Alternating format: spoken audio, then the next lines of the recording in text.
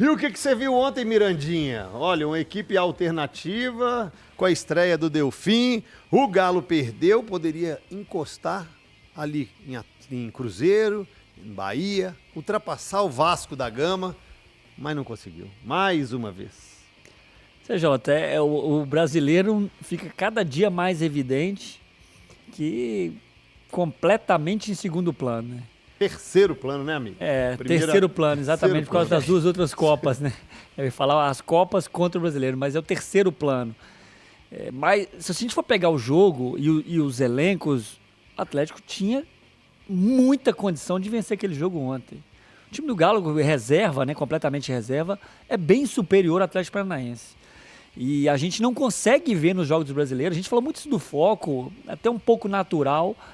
O foco do Campeonato Brasileiro, né, a intensidade de jogo do Campeonato Brasileiro é muito diferente da intensidade das Copas. Por mais que esse time bem parecido, tenha feito um ótimo jogo contra o Bragantino, contra o Fortaleza, por aquelas expulsões, poderia ter saído de lá com uma vitória.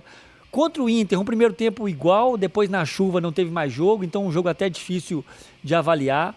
Mesmo não tendo tanta intensidade, não sendo tão focado como nos jogos da Copa, o Galo deu algumas respostas, né, nesses outros jogos.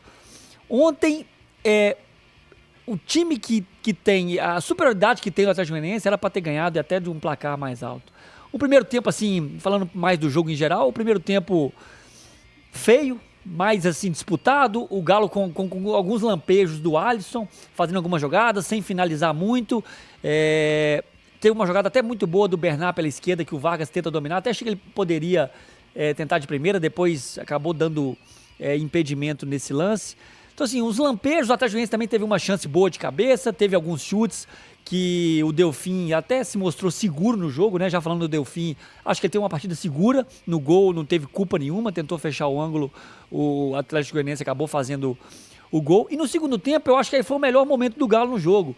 Ali até os 25 minutos, acho que o Galo deu um gás no jogo, teve um volume maior, criou algumas oportunidades, criou uma oportunidade que eu me lembro bem com o Rubens, que o Davidson erra uma letra, teve mais umas duas chances boas, uma com o Palácio também, importante, mas não conseguiu finalizar. E aí a partir daí parece que o Galo deu uma desanimada, meio que estava confortável com o 0-0, o Atlético Goianiense cresce no jogo e numa tentativa de sair jogando com o Fux, acaba errando o passe, e o Atlético Goianiense faz um bom passe entre o Fux e o Arana, e faz o gol. Então assim, meio que o Atlético, tentou aqui 20, 25 minutos, depois esfriou o jogo, meio que estava confortável, 0-0 aqui, parece que está confortável. Então achei que faltou mesmo, os jogadores que estavam em campo, por mais que tenha um jogo decisivo no domingo, eu acho que eles poderiam ter se concentrado um pouco mais e entender que mesmo tendo a final no domingo, uma vitória ontem ali e mais algumas vitórias te dá muitas chances de ir para a Libertadores num possível 8º lugar, se o Galo perder as duas finais. Então acho que faltou um pouco de quem está ali no jogo entender isso. E aí, depois, uma coisa que me preocupou, a entrevista do Milito. Porque ele mesmo fala, não sei se essa parte a gente vai rodar, sobre a questão de ter um time de Copa e um time do Brasileiro, que a diferença é muito grande. São coisas que são evidentes, que a diferença é gigantesca, mas ele fala, eu não trouxe o Hulk, eu não trouxe o Scarpa, e a diferença é muito grande para os jogadores que estão aqui. São coisas que nós sabemos, o torcedor sabe, a imprensa sabe, mas o treinador não precisa externar isso. Falando que o foco e a qualidade dos jogadores que estavam ali é muito diferente dos jogadores que ficaram em Belo Horizonte.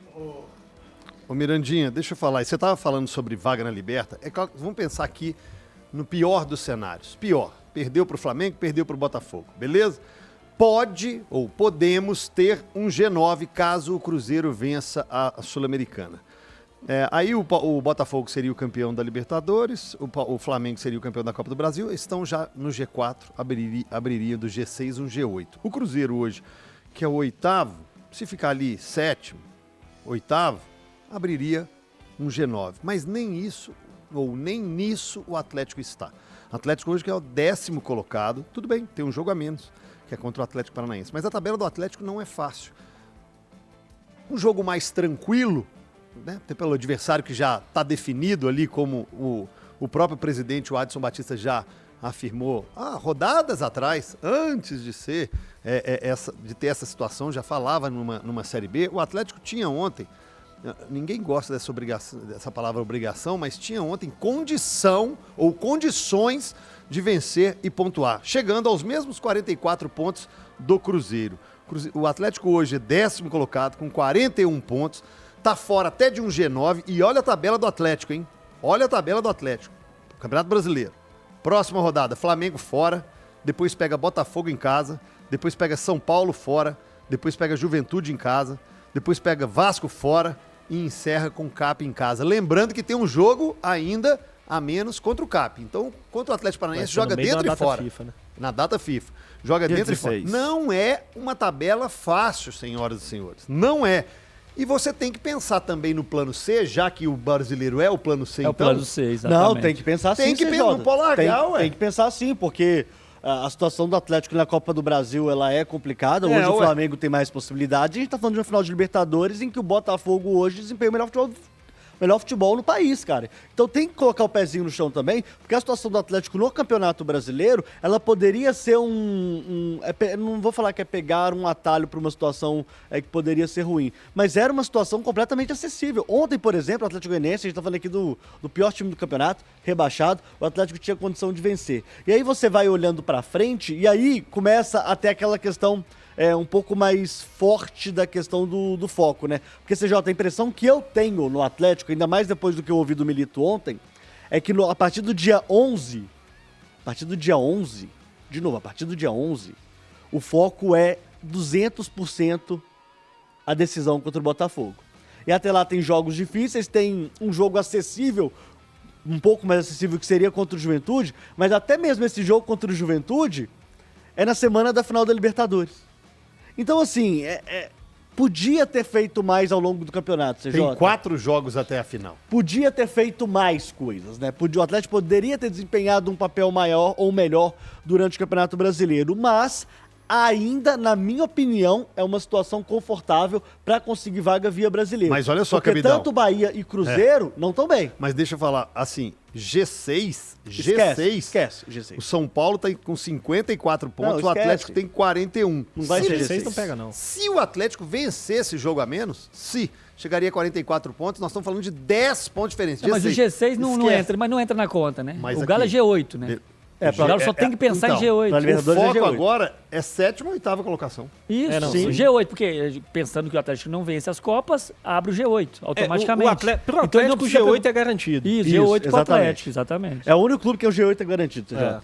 Essa é a vantagem do Atlético na luta contra, principalmente, Bahia e Cruzeiro.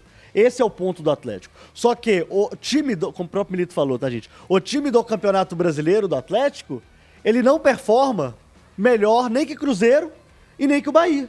Ou, se performa melhor, é coisinha pouca. Tá muito igual. É tudo muito igual. Ganhou um ali, perdeu duas, ganhou duas, perdeu uma. E o Atlético, ele tem um probleminha na tabela, que é a questão do número de vitórias, né? Ele tem menos vitórias do que os dois, né? Se ele igualar o Cruzeiro, por exemplo, se ficar os dois iguais, tá? Obviamente, tô falando da próxima rodada. Se tivesse ganhado, né? Empatava. O Cruzeiro ainda estaria à frente dele. Sim. Né? Por causa do número de vitórias. O Atlético empatou muito no Campeonato Brasileiro, empatou 11 vezes.